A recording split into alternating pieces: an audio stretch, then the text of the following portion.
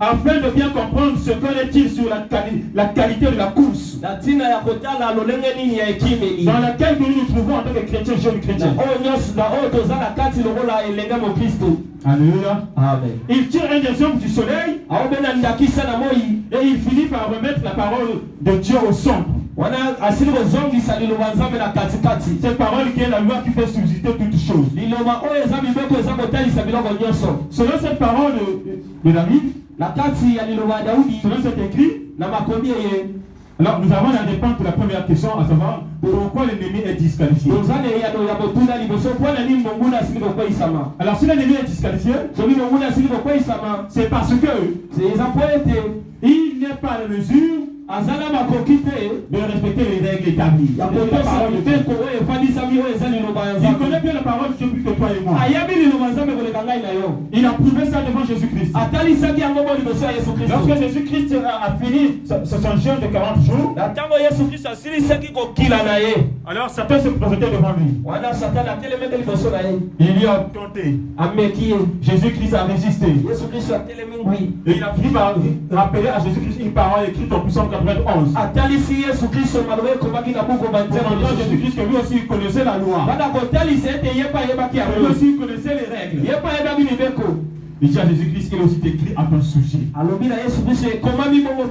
Si tu tombes là, il enverra des anges pour te porter afin que ton pied ne heurte pas contre une pierre. Et ceci nous montre qu'il connaît les règles. Mais cependant, il ne veut pas les mettre en pratique. Pour être qualifié, il faut respecter les règles. Et pour remporter la victoire, il faut persévérer dans la pratique de ces règles. Et c'est même que tu ne respectes pas les règles, tu ne pourras jamais être qualifié. Il y a une règle. La première règle pour être qualifié, c'est accepter Jésus-Christ comme ton Seigneur et Sauveur. Maintenant, aujourd'hui, si tu n'acceptes pas Jésus-Christ, tu ne pourras pas être qualifié de prendre part à cette course. Parce que pour rentrer dans cette compétition, il y a une condition qu'il faut remplir. Cette condition-là, c'est la nouvelle naissance. Et la nouvelle naissance, c'est accepter Jésus-Christ comme Seigneur et Sauveur. Vous allez remarquer pendant les compétitions d'athlétisme, dans un stade, il y a du monde. Mais malgré le monde, le nombre des athlètes est moins que les spectateurs. Vous remarquez aujourd'hui dans les églises, ils sont pleins. Mais cependant, il y a peu d'athlètes qui sont dans la course. Parce que les gens, c'est le corps des spectateurs. Alléluia. Mais comment ils sont présents comme les spectateurs? Parce que malgré qu'ils ont longtemps resté dans l'église, ils n'ont jamais rempli la condition de qualification pour prendre part à la course. Alors, quelle que soit la durée que tu resteras dans le stade, même si tu fais une semaine dans le stade, tu ne seras jamais placé dans le couloir de la course. Et même quelle que soit les années que tu mettras dans l'église, si tu n'as jamais accepté Jésus-Christ, tu ne seras jamais considéré dans la course. Tu ne seras jamais inscrit dans la liste des sauvés. Est-ce que tu es en train de me suivre? Alléluia. Amen. Alléluia. Amen. Est-ce que tu y es toujours là? Alors c'est la première concept, la première règle établie. Mais l'ennemi, lui il a dit, bien que je connais cette règle, mais je ne peux pas. Mais comme il ne peut pas, il est considéré comme un rebelle. Voilà la signification de son nom Satan. Qui veut dire rebelle. Comme il a essayé de faire comme rebelle, il veut qu'il ne soit pas seul comme rebelle. Il veut que toi qui as déjà accepté, qu'il puisse te disqualifier pour que toi tu sois déclaré rebelle. Son but ce n'est pas qu'il coupe avec toi pour que pour t'aider, pour te propulser que tu ailles encore plus vite. Ce n'est pas ça son but. Et son but est que il puisse te gagner et de faire de toi sa tête. Alors laisse-moi te dire, bien-aimé. C'est cela qui te rappelle. Tu appelles les gens avant que tu appelles Jésus-Christ. On te montre que ce n'est pas mauvais. On te montre que ce n'est pas mauvais cette vie-là. L'homme peut ce n'est pas que si le tu vis avec Christ. Mais l'homme peut dire que qui sort de la prison de Christ. Afin que tu ne sois plus catalysé. Afin que tes vies ne soient plus productrices. La vie produit, la vie chrétienne produit. Lorsqu'on est attaché à Christ. Alléluia. C'est lui qui est la vitamine.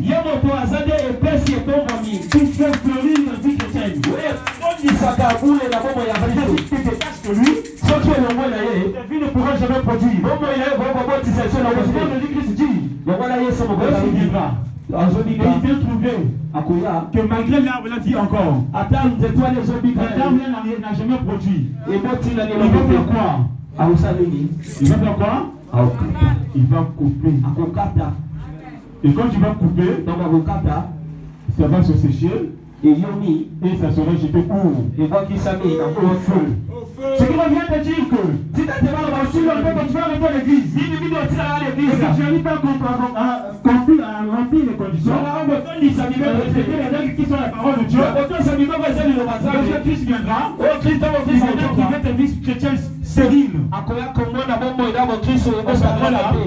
Tu seras coupé, tu seras jeté au haut. Alléluia. Est-ce que tu as pris le souffle de ton enfant ce soir? Si tu as pris le souffle, je demande que tu acclames très fort.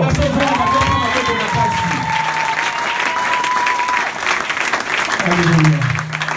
Voilà la raison qui a fait disqualifier l'ennemi.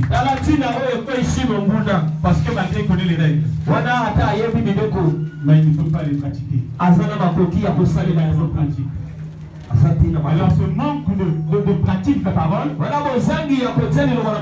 l'a disqualifié. Alléluia. Amen. Alors ne te laisse pas emporter par lui. Ne te laisse pas emporter par lui. Quand tu as bien commencé, alors ne t'arrête pas. Quand tu dis cette course, persévère. Ne laisse pas. Livre de Hébreux, celui qui dit, voilà pourquoi la parole de Dieu. Il ne met pas de lit. À la télé, il donne l'illumination. Il donne l'importance. Voilà l'assurance. Voilà aussi ma victoire. Dans cette course. Voilà aussi ma vie. Alléluia. Et lorsqu'il arrive dans le verset 36, il persévère. Alors il avez besoin de persévérance. Vous avez la volonté de Dieu. Vous recevez ce que Dieu a approuvé. Il faut que tu persévères. Ne ralentis pas la course. Regarde les athlètes lorsqu'ils courent. Lorsqu'ils courent. Même si quand tu regardes derrière, malgré ce n'est pas sur les bébés, là c'est un concurrent. Ce n'est pas l'ennemi. Mais malgré qu'il est resté, il ne ralentit pas. Il continue jusqu'à la ligne d'arrivée. Alléluia. Amen. Même s'ils sont de la même équipe, il ne va pas l'attendre. Le retrouvailles, c'est à la ligne d'arrivée. Alléluia. Amen. Alors toi aussi ne ralentis pas. Continue. Bien aimé. Il ne sait pas que tu as besoin qui date. Mais le fait que quand tu ralentis ta vie, la lucidité que tu avais au départ, d'être présent dans l'assemblée de saints, dans la réunion de jeunes, dans les instructions, et tu as laissé, tu ne vivras pas de miracle. Dans le livre des Actes, on parle d'un homme né boiteux. Cet homme-là, sa persévérance d'être aux ordres de la prière, devant la porte du temple, la fin vivra un miracle qu'il n'a jamais attendu. Le parole déclare, à l'heure de la prière, Pierre et Jean Petro, Marie au temple pour la prière. Alors que Dieu dit bien à l'heure de la prière. Alors attention aux heures de culte. Ne reste pas à la maison. Va à l'église. Quelle est l'église? Amen. Alléluia. Amen. La suddité de ce tombe-là. Devant la porte. La femme vit quelque chose qui n'attendait jamais. Il attendait le mouvement. Et le jour-là, il a reçu le pied. Quelque chose qui était plus que le monde. Alors, si c'est quand tu as besoin, tu peux le recevoir pendant les réunions des jeunes, pendant les réunions des femmes, pendant les réunions des villes. Alors, quand tu abandonnes, pendant les réunions, tu peux rater aussi. Alléluia. Amen. Est-ce que tu es en train de me comprendre? Tu es toujours avec moi. Est-ce que ça passe ou bien ça casse? Ça passe? Je peux continuer mes arrêts. Alléluia. Amen. Sois présent, bien-aimé. Ce jour-là est réservé pour toi. Pour la délivrance. C'est pour apprendre comment tu peux être qualifié. Comment tu peux remporter la victoire contre un ennemi déjà disqualifié. Alors nous venons de voir pourquoi l'ennemi a été disqualifié. Alors pourquoi il maintient la course malgré qu'il est disqualifié? Nous savons bien, même dans le football, lorsqu'une équipe est déclarée forfait, automatiquement l'autre équipe, on le déclare victorieux. Mais ici, malgré l'ennemi est disqualifié, on ne t'a jamais déclaré victorieux. C'est-à-dire que malgré l'être disqualifié, la course continue. Vous voyez, dans l'athlétisme, même si le prix est réservé qu'au 3 premiers, il y a un petit coureur. Même celui qui est en 10e position n'abandonne jamais la course. S'il n'arrive pas à la ligne d'arrivée. Alléluia. Mais l'avantage dans cette course, le prix n'est pas réservé à celui qui arrivera le premier. Même si tu es en 60e position, tu n'entendras même plus dans celui qui arrivera le premier. Même si tu es en 10e position, tu n'auras le même prix.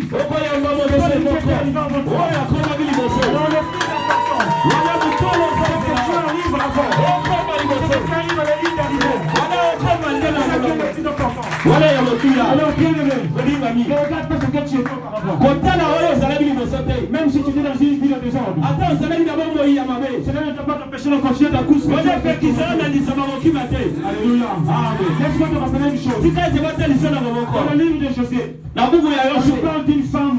On a demandé quand il est de prostituée. Nom de Rahab. Rahab la prostituée. Dans la ville de Jéricho.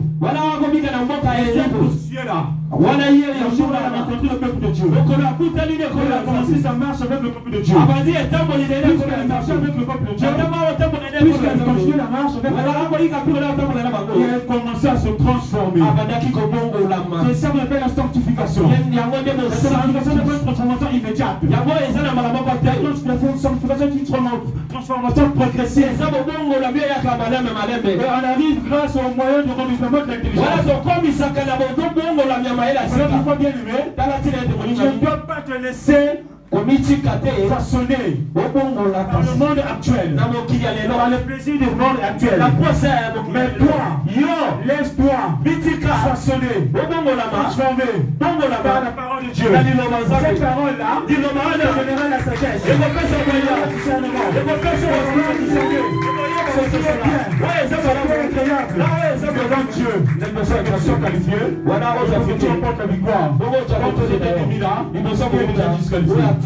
Alléluia. Amen. Alléluia. Amen. N'abandonne pas. Alors, Rahab, lorsqu'elle a continué sa marche, sans s'arrêter, sans regarder sa vie passer, lorsque nous arrivons dans le livre d'Hébreu, mais elle a changé d'identité. Elle est dit que Rahab la prostituée. Dans le livre d'Hébreu, Rahab est devenue un héros de la foi. Laisse-moi te dire, bien aimé, quelque chose de que le monde t'a donné. Continue la course chrétienne. Voilà, on va la foi en Jésus-Christ. Cette identité d'un petit qu'on a donné dans le monde. Fidèle. Son âge, le siège, le décor dans ta vie. Actuelle. Changera. Apprendre la marche avec Jésus-Christ. Avec Jésus-Christ. Amen. Donc ne te laisse plus influencer par ton passé. La convention passée, je vous ai donné mon témoignage pour ceux qui étaient là. Je n'ai jamais caché ma vie passée. Parce que je sais que j'ai été transformé. Parce que je sais que j'avais abandonné cette vie-là. J'étais une personne qui chaque jour était dans le véhicule de la vie. Chaque jour quand je disais moi donc peut-être c'est 6 mois ou 6 mois. Mais j'arrivais à 10 à 11:33. Alléluia. Amen. Mais quand j'ai rencontré Christ, et quand j'ai rencontré le peuple de Dieu, j'ai commencé à côtoyer ce peuple.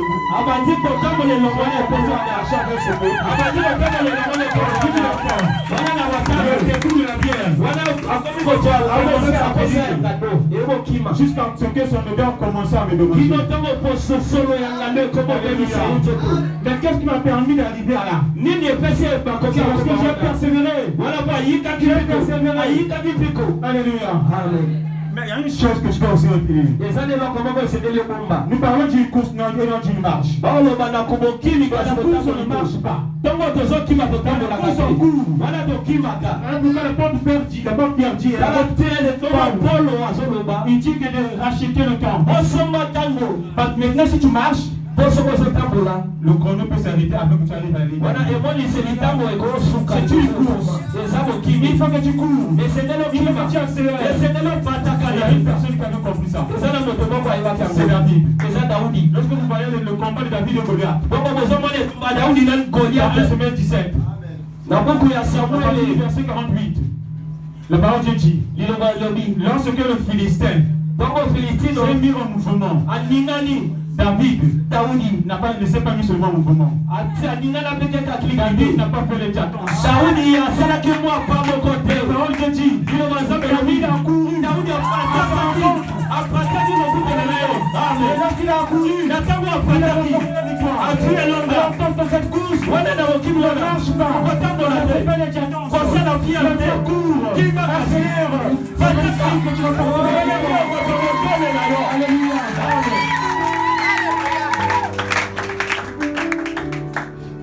N'abandonne pas. Et l'attitude que je dois avoir, c'est de courir. Vous savez pourquoi Goliath n'a pas remporté la victoire? Parce que la victoire avait été déjà déclarée disqualifiée. À cause de ce qu'il n'a pas respecté la loi. Au lieu de prononcer des paroles de bénédiction, il a fait 40 jours et 40 nuits. Il a insulté l'armée de Dieu vivant. Il blasphème le nom de Dieu. Blasphème le nom de Dieu, ce n'est pas respecter les règles. Alors ce chef a fait disqualifier. Alléluia. Et lorsque David est sorti, voilà s'accomplit cette parole de Salomon que nous venons de lire dans l'Ecclésiaste. Quand il dit que la guerre n'est pas réservée aux voyants. Si la guerre a été réservée aux voyants, David ne serait pas sorti vainqueur de Goliath.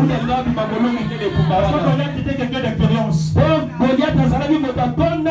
C'était quelqu'un d'expérience depuis sa jeunesse dans les guerres. Et en dehors des expériences, il était robuste. Cependant David n'a jamais combattu. Aucune guerre. Il n'était pas robuste. C'est comment il était comme moi. Il était centré comme moi. Combien même lorsqu'on a fait porté les armes du soldat, les paroles de Dieu dit il n'a pas pu marcher.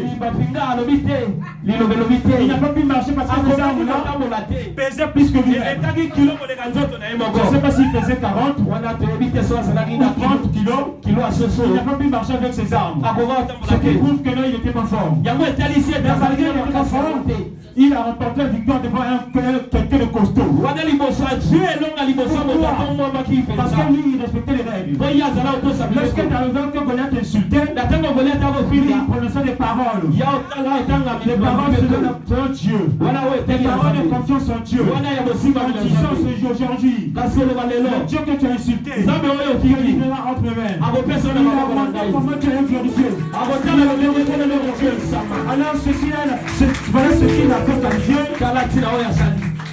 Pourquoi seulement lui? Alors qu'il y avait 40 jours et 40 nuits, les gens de plus costauds et de plus expérimentés que lui qui étaient là, il a remporté la victoire. Pourquoi seulement lui? Parce que lui, il avait les règles. Il connaissait les règles. Et il les respectait. Alléluia. Est-ce que tu es en train de me suivre? Alors, bien aimé, persévère, ne m'abandonne pas. Et la deuxième des choses qu'il faut faire, c'est que il faut avoir la sagesse ou le discernement. La sagesse ou le discernement. Dans cette couche, on a un ennemi qui dit qu'il faut être sage.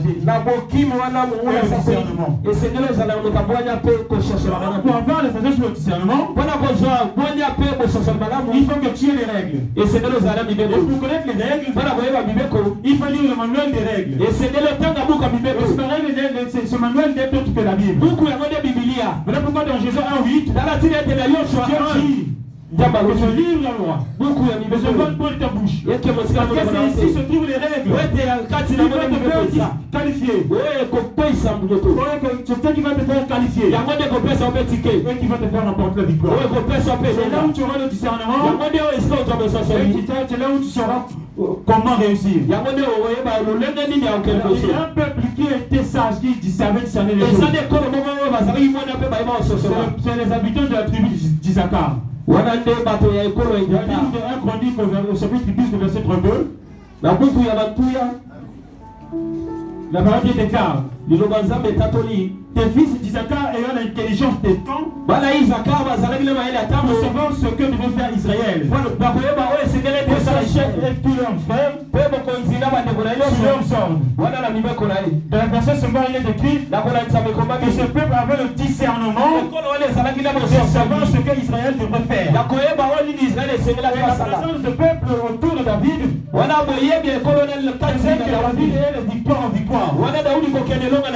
Grâce au discernement de ce peuple. Il faut que tu aies le discernement. Voilà pourquoi que la parole de Dieu ne peut pas se donner de toi. C'est la parole que tu auras le discernement. Pour discerner ce qui est vrai, ce qui est faux, et ce qui est bien. Alléluia. Amen. Est-ce que tu es en train de me suivre? Est-ce que tu es en train de me suivre? Alléluia. Amen. Alléluia. Amen. C'est important. C'est important. Alors, pourquoi la parole de Dieu est au centre? Pourquoi ces règles doivent être au centre? Parce que la volonté de Dieu est que le monde qui te tourne soit convaincu à travers toi que cette parole est vraie. Et les jugements de Dieu sont justes. Mais cela peut être possible par rapport à ta marche, par rapport à ta conduite. Alléluia. Amen. Alors, la parole de Dieu déclare que celui qui est en Christ est une nouvelle créature. Et toutes choses anciennes sont passées. Et toutes choses deviennent nouvelles. Cela devient possible que lorsque on marche avec Christ, à ce moment-là, on peut devenir une nouvelle créature. Tu peux accepter Jésus-Christ. Si tu marches pas avec lui, tu ne pourras pas devenir une nouvelle créature. Alléluia. Amen. Et donc il faut que tu continues la marche. Que tu continues la course. Ne ralentis pas. Ne persévère. Persévère. La victoire est pour toi. Alors, une dernière écriture que nous allons lire. 1 Thessaloniciens 5. 1 Thessaloniciens 5. Le verset 9.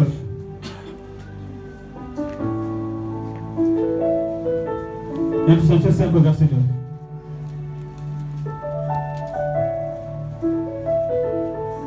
Et Thessaloniciens 5 au verset 9, la parole de déclare.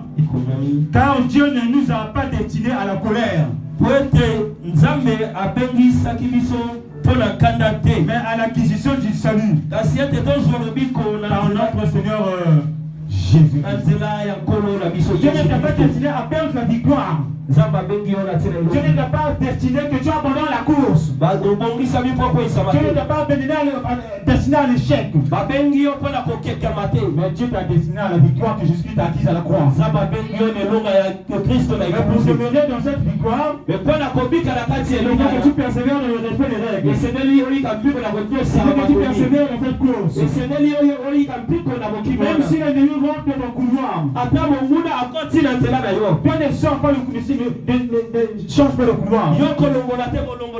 Parce que dans les règles d'athlétisme, lorsqu'un coureur vient dans son couloir, s'il change de couloir, il est disqualifié. Alors l'ennemi cherche à rentrer dans ton couloir. Quand tu veux se diriger, que tu changes de couloir, que tu sois disqualifié. Même s'il rentre dans ton couloir, quand tu es ferme, et continue. C'est là où la porte s'active. Ne vous soumettez pas à lui. N'ayez pas peur de lui. Ne soumettez-vous à Dieu. Résistez-lui. Il finira par vous fuir. Il finira par te fuir. Si vous faites le tour de toi, si vous faites le tourner de la foi, quand tu tiens ferme de la parole que tu as reçue avec des bêtes, il finira par se retirer de toi. Et quand tu continueras ta course, Alléluia. Alléluia. Alors, quelqu'un se dit que je te lève.